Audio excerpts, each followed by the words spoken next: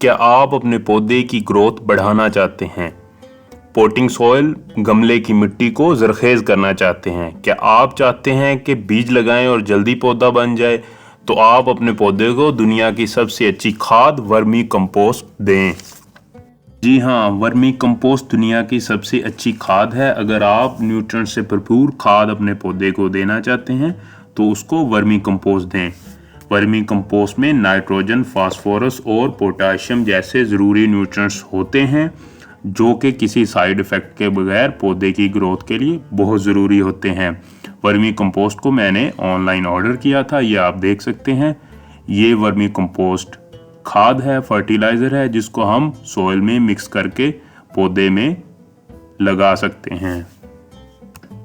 Vermi compost खाद decomposition process का by product है, यानी गलने का वो प्रोसेस जिसमें किचन वेस्ट, फूड वेस्ट, गोबर वगैरह को अर्थवॉर्म्स के साथ गलने के लिए छोड़ दिया जाता है। और जब अर्थवॉर्म्स होते हैं वो उन चीज़ों को, वेस्ट को, किचन वेस्ट को जब खाते हैं तो वो जो खाने के बाद निकालते हैं वो दुनिया की सबसे बेस्ट खाद बन चुकी होती है। ये देखें आपके सामने मैरीगोल्ड गेंडे का प्लांट है जो एक छोटे से 5-6 इंच के पॉट में लगा हुआ है। इसकी मिट्टी आप देख सकते हैं, जैसे ऐसे लग रहा है जैसे न्यूट्रिएंट्स की काफ़ी कमी हो चुकी है। अब आपको बताते हैं कि वर्मी कंपोस्ट का हम इस्तेमाल किस तरह पॉट में कर सकते हैं।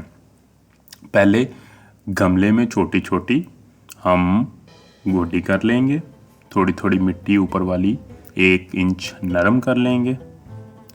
नरम करने के बाद हम वर्मी कंपोस्ट को पानी में लिक्विड की तौर पे भी इस्तेमाल कर सकते हैं। पौधों को जब हम वाटरिंग करेंगे तो उस वक्त भी इस्तेमाल कर सकते हैं।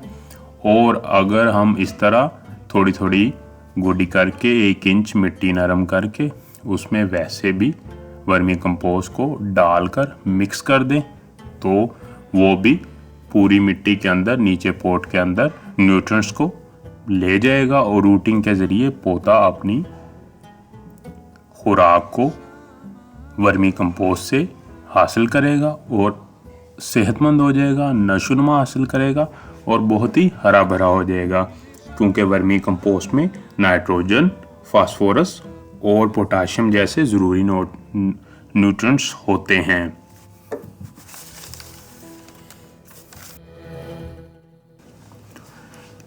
जी, आगे हमारे पास प्लूमेरिया का प्लांट है जो कि काफ़ी बड़े पॉट में, गमले में लगा हुआ है। ये देखें काफ़ी बड़ा दरख्त है। ये नीचे से मैंने ज़मीन में लगा हुआ था, वहाँ से निकाल कर इस गमले में लगाया है। ये काफ़ी बड़ा, तकरीबन कह लें 3-4 फीट का गमला है, इसमें लगाया हुआ है। इसकी रूट्स इसके अंदर ज़्यादा खुराक नहीं हासिल कर सकती क्योंकि ये पहले ज़मीन में लगा हुआ था। तो अब हम क्या करेंगे, अब इसको ऊपर से थोड़ी थोड़ी हम इसकी मिट्टी को नरम करेंगे। ये देखें इसकी रूट्स ऊपर भी निकली हुई हैं। इसकी मिट्टी को हम आहिस्ता आहिस्ता ऊपर से 1-2 इंच नरम करेंगे। नरम करने के बाद इसमें हम वर्मी कंपोस्ट को डालेंगे और इसकी मिट्टी को मिक्स कर देंगे। मिक्स करके इसको हम पानी देंगे। और ये क्योंकि काफ़ी बड़ा पौधा है, इसके ऊपर बड़े अच्छे वाइट कलर के खूबसूरत फूल लगते हैं जिनकी खुशबू तकरीबन जैसे जैस्मिन की होती है, उससे भी ज़्यादा खूबसूरत और फैली हुई खुशबू होती है। बहुत ही प्यारा प्लांट है।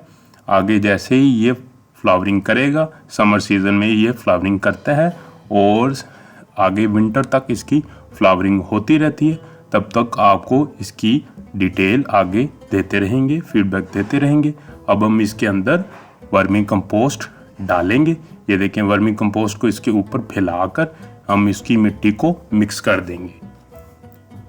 वर्मी कंपोस्ट को आप गमले वाले पौधे में देंगे तो आपका पौधा तंदुरुस्त और तवाना और सेहतमंद रहेगा।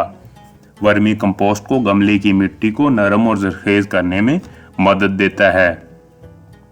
इसको आप पानी में मिक्स करके वर्मी कंपोस्ट टी बनाकर पौधे को दे सकते हैं।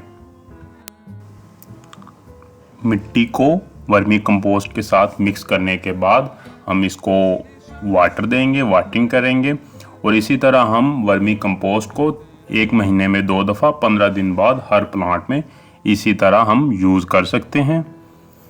ये प्लूमेरिया का प्लांट है, इसमें इसी तरह हम 5-10 दिन के बाद भी इस्तेमाल कर सकते हैं, क्योंकि ये काफ़ी बड़ा प्लांट है। इसके कोई साइड इफ़ेक्ट्स नहीं है। ये बहुत अच्छा ऑर्गेनिक फर्टिलाइज़र है।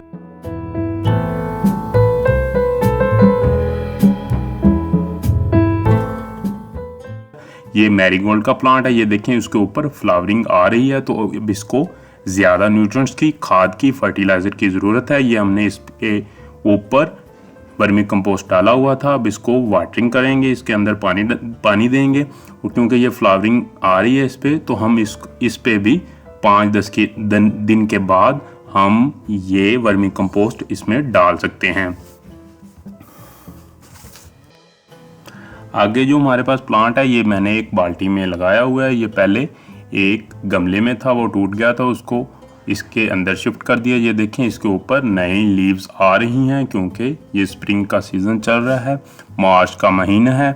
तो दूसरे प्लांट्स की तरह इसके अंदर भी हम ऊपर वाली मिट्टी को 1 इंच तक नरम कर लेंगे।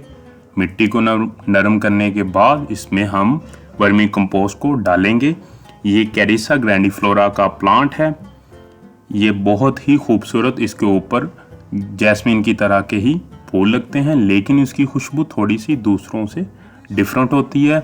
इसको बोनसाई ट्री के लिए भी इस्तेमाल किया जा सकता है।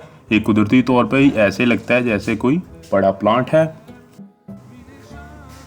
ये आप देख सकते हैं कि हमने वर्मी कंपोस्ट इसके अंदर डाल दिया है। ये क्योंकि हमारी जो सॉइल है गार्डन सॉइल ही है, इसके अंदर मैं कोई भी केमिकल फर्टिलाइज़र इस्तेमाल नहीं करता, ऑर्गेनिक फर्टिलाइज़र ही इस्तेमाल किए जाते हैं, ताकि पौधों को डैमेज ना हो जाएं पौधे। इसीलिए ऑर्गेनिक फर्टिलाइज़र का ही मैं ज़्यादा इस्तेमाल करता हूँ, आपको भी यही बताता हूँ। इसके बाद ये फाइकस का प्लांट है। ये देखें, छोटे से गमले में इसको भी ऊपर से मिट्टी को नरम करके वर्मी कंपोस्ट इसके अंदर मिक्स कर देते हैं, और मिक्स करने के बाद इनमें वाटरिंग देंगे, दोनों में देंगे।